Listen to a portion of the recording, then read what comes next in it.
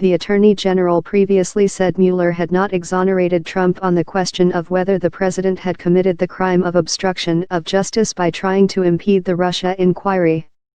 At the news conference, Barr said the report details 10 episodes involving Trump and discusses potential legal theories for connecting these actions to elements of an obstruction offense. Barr said he concluded Trump had not committed obstruction of justice. The prospect of the Democratic-led House of Representatives beginning an impeachment process to remove Trump from office receded with the release of Mueller's initial findings last month. Some House Democrats had spoken of launching impeachment proceedings against Trump in Congress, but top Democrats have been notably cautious. Any such effort would be unlikely to be successful because Trump fellow Republicans controls the Senate, which would decide the president's fate.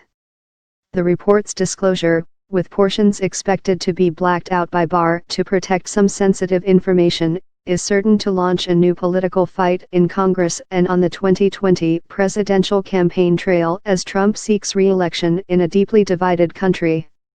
Barr defends Trump. President Trump faced an unprecedented situation.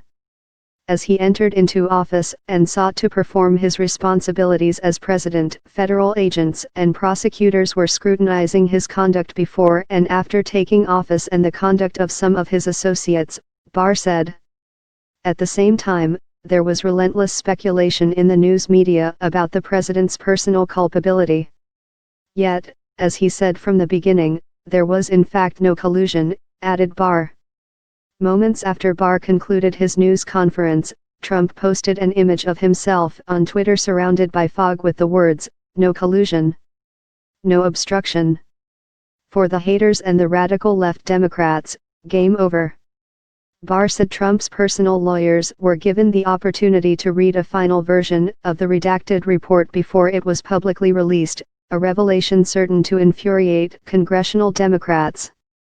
The Russian government sought to interfere in our election process, but thanks to the special counsel's thorough investigation, we now know that the Russian operatives who perpetrated these schemes did not have the cooperation of President Trump or the Trump campaign, Barr said.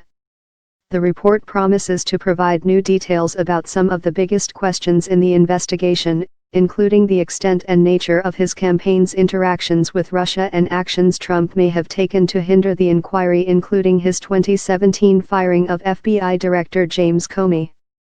Mueller submitted the report to Barr on March 22.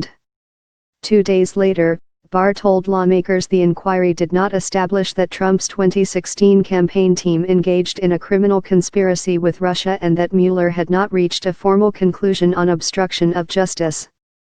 Barr seemed to offer cover for Trump's actions by saying the report acknowledges that there is substantial evidence to show that the president was frustrated and angered by a sincere belief that the investigation was undermining his presidency, propelled by his political opponents, and fueled by illegal leaks. Justice Department regulations give Barr broad authority to decide how much of the report to make public. That's the bottom line. After nearly 2 years of investigations, thousands of subpoenas, hundreds of warrants and witness interviews, the special counsel confirmed that the Russian government sponsored efforts to illegally interfere in the 2016 presidential election but did not find that the Trump campaign or other Americans colluded in those efforts, Barr said. The release of the report may deepen an already bitter partisan rift between Trump's fellow Republicans, most of whom have rallied around the president, and his Democratic critics, who will have to decide how hard to go after Trump as they prepare congressional investigations of his administration. Wall Street took Barr's comments in stride, with the S&P 500 holding slight gains during the news conference, then slipping into negative territory after it ended. Democrats were furious that Barr held a news conference on the report before it was provided to Congress. Barr said significant portions of the report could have been kept secret because of a legal doctrine called executive privilege that lets the president withhold information about executive branch deliberations from other branches of government, but were not redacted.